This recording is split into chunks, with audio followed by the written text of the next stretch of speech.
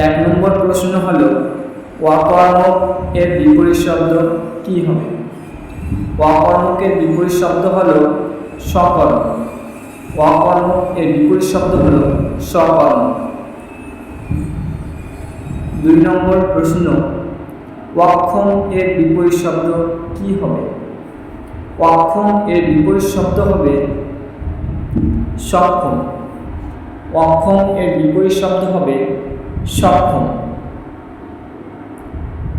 3 নম্বর প্রশ্ন অগ্র এর বিপরীত শব্দ কি হবে?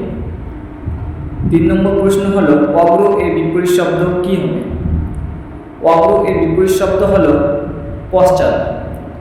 অগ্র এর বিপরীত শব্দ হলো পশ্চাৎ।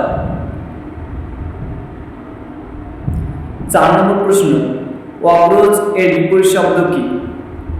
অগ্রজ এর বিপরীত শব্দ কি? অগ্রজ এর বিপরীত শব্দ হলো অনুজ। অগ্রজ এর বিপরীত শব্দ হলো অনুজ। ভিডিওটি ভালো লাগলে অবশ্যই লাইক এবং সাবস্ক্রাইব করে পাশে থাকবেন। ধন্যবাদ।